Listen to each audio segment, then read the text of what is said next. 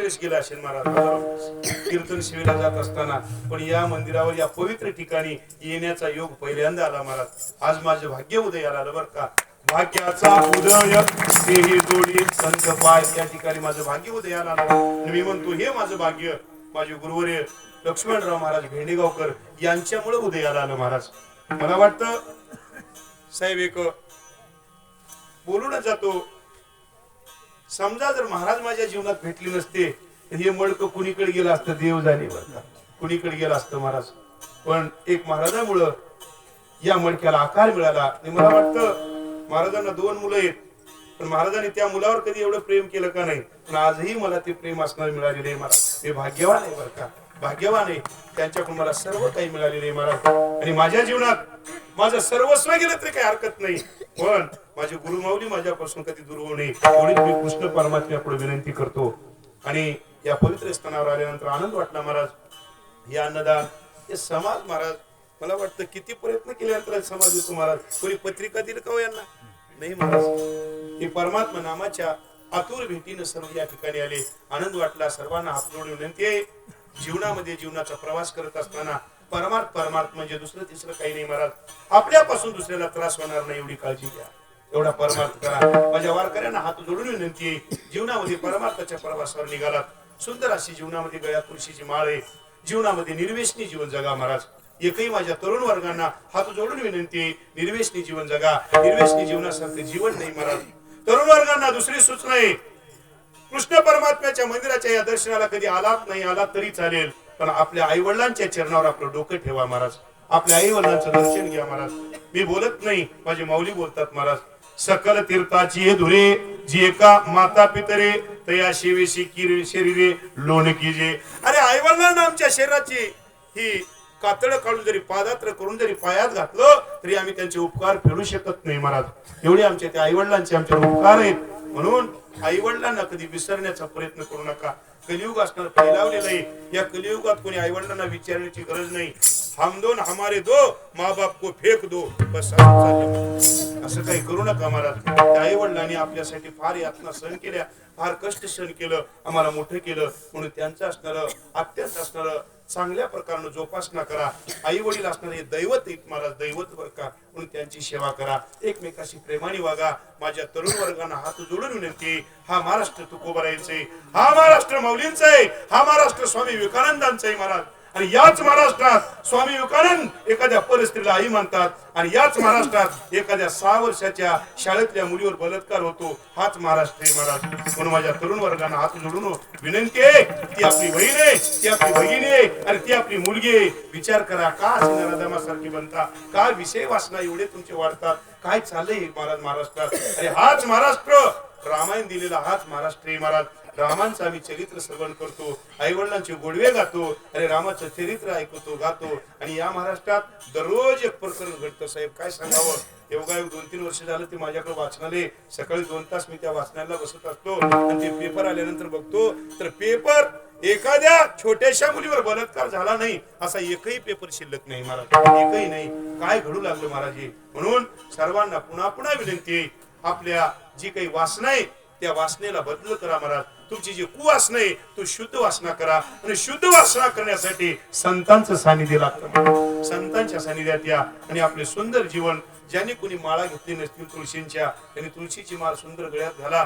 काही लोक म्हणतात महाराज आता काही आम्हाला जमते का हो म्हणतात. काही लोकांचं म्हणणं असतं. मी प्रश्न करून जातो महाराज, करून करून तुम्ही काय केलं असेल? 100-200 कोंबडे खाला असेल, याच्यापेक्षा काय, याच्यापेक्षा काय नाही. पिऊन पिऊन काय पिला असेल? 400-200 बाटल्या पिल्या असेल, याच्यापेक्षा काय. एवढंच पाप ना, एवढंच पाप नाही का. माझ्या वाल्याने किती पाप केलेलं होतं महाराज, किती 7,000 राजनं भरली होती. कशाने? आपल्यासारखे मारल्यानं नाही, शुद्ध ब्राह्मण मारल्यामुळं. आपल्यासारखे तर किती मारलं देवजाने, त्याचं गणितच नाही महाराज. एवढं पाप महाराज, त्याचं एवढं पाप बर का. पण त्या वाल्याचा उद्धार झाला महाराज. ऐका, एका जनार्दने जावे साधू दर्शना. पहा, उलट्या रामनामे तर उलट्या नाम स्मरणे तरला वाल्मिक तरला. एका जनार्दने जावे साधू दर्शना. पहा, 64 कळिया माझे रात्र जाते कळेना. आयुष्य खातो काळ राम कार्य मनाना. आयुष्य चालं ना आपलं, राम नाम चिंतन करा आणि आपलं जीवन सुंदर जीवन जगून. आणि दुसरी एक गोष्ट महाराज विनंती करून सांगतो, माणसं साहेब एकमेकाच्या शेवटला पोच करायला जातात. जाताना तुम्ही नाही, तुमच्या गावात माणसं मरतात ना, मरतात, सगळ्याच गावात मरतात आणि आपणही मरणारच आहोत, काही चिंता करू नका. त्यानं मेलं म्हणून ऐकलं की लोक असं करतात, तूही जाणारच आहेस. एक पाहता एकाची धरणी, सावध त्या गुन्हे काने वा. माणसं त्याचं पेटवायला जातात आणि पेटवाय गेल्यावर म्हणतात माणसाचं काही नवर, घरी आल्यावर तिथंच म्हणते, घरी आल्यावर नाही बरं का, काही नवर म्हणते, आणि इथं आल्यावर. पण एक सांगतो ऐका महाराज, माणूस मेल्यानंतर लोक म्हणतात फार चांगला होता हो. मी एकाला म्हणलं आता चांगला होता म्हणलास, आणि दिवसभर ते जीवनभर त्याच्याशी भांडण केलास ना, जीवनभर त्याचा विरोध केलास ना, आणि मेल्यावर चांगला होता म्हणून लागलास. एक वाक्य ऐका, एकमेकाशी जीवनभर प्रेमानं वागा. का आपण इथून गेल्यानंतर काय आपल्या भेटीगाठी आहेत महाराज, बहुत जण गेले नाही आले मागोते, येणार नाहीत महाराज. आणि त्यांचं काय झालंय आपल्या कानावर सुद्धा आलेलं नाही महाराज. म्हणून एकमेकाशी प्रेमाने वागा. जमत असेल तर जीवनामध्ये जगद्गुरु तुकोबरायांच्या गाथ्याचे 5 तरी अभंग जीवनामध्ये वाचवण्याचा प्रयत्न करा. ही सर्वांच्या चरणावर विनंती आहे. मी तर आलावशिंग ऐकलं महाराज आल्यानंतर या कृष्ण मंदिरांच्या बांधकामासाठी ज्यांना ज्यांना देणगी द्यायची त्यांनी देणगी द्या, असं मी आलावशिंग ऐकलं बरं का. आणि खरोखर ज्यांना ज्यांना देणगी द्यायची त्यांनी देणगी जरूर द्या. तुम्हाला वाटेल आणि आपल्या जीवनातला टाइम निघून जाईल, आणि तुम्ही म्हणाल की मी काही दिलं नाही, पुन्हा काही उपयोग नाही महाराज. आणि या मंदिराला काय लागतं बांधण्यासाठी मला माहिती आहे महाराज. मी गेल्या वर्षी 2 वर्षाखाली मंदिर बांधलं, गेल्या वर्षी कार्यक्रम केला, त्या मंदिराला खर्च काय लागतो मला अनुभव आहे. पण हे वारकरी आमचा समाज एवढा उदार आहे महाराज, 1 रुपया सुद्धा मला घालावा लागला नाही. एवढं उदार अंतकरणाने उदार दाते आहेत महाराज. म्हणून उदार अंतकरणाने या ठिकाणी देत चला. आणि हे मंदिर मला वाटतं आज नाही, उद्या नाही, 1 वर्ष नाही, 2-3 वर्षापर्यंत हे मंदिर कंप्लीट होईल, एवढीच असणार मी कृष्ण परमात्म्याच्या. आणि जेव्हा जेव्हा तुम्ही देणगी मागण्यासाठी बाहेर निघाल तेव्हा तेव्हा त्या देणगीच्या यादीमध्ये माझंही नाव असू द्या. इथल्या सर्व असणार जे सेवा करणारी मंडळी असतील त्यांना मी सांगतो, माझ्याकडे तुम्ही वसूलला या, मी असणार या मंदिरासाठी देणगी देणार आहे. मी सुद्धा का आपल्याला जीवनामध्ये परमार्थाने आम्हीच लोकांना सांगावं असं नाही, आमच्याकडूनही दान घडावं महाराज. मी त्यांच्यासाठी देण्यासाठी तयार आहे. सर्वांनी निष्काम सेवेनं किंवा उदार हाताने या दान करा आणि हे स्थान पवित्र बनवू. नवे मी वारकऱ्यांना आत्ताच मी गुरुजींना सांगितलं, आपण जमलंच तर श्रावण मासामध्ये या ठिकाणी गाथा पारायण आपण सर्व मिळून करू बरं का. मी गाथा पारायणला या ठिकाणी येणार आहे. आपण सुद्धा असं या ठिकाणी गाथा पारायण जितके मंडळी येतील तेवढ्यांना घेऊन आपण गाथा पारायण सुंदर करू. आमचे गुरुजी मर्दंगाला राहतील, आमचे मेहुणी राहतील, सगळे आमचे दादा येतील. तुम्ही सर्वांना बोलू, महाराज सुद्धा येतील बरं का. तुम्ही सुद्धा कुठं जाणार नाही. आम्ही सर्वांना, आमचे दादा सुद्धा येतील, तुम्हाला सुद्धा यावं लागेल. सर्वांनी येऊन आम्ही श्रावण मासामध्ये या ठिकाणी सुंदर असं गाथ्याचं पारायण करू.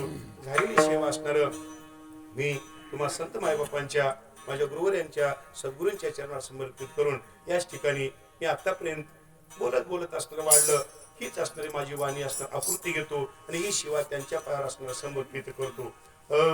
तुका म्हणे ते राहील असे भाव, सकळ ही वाव जाणून या.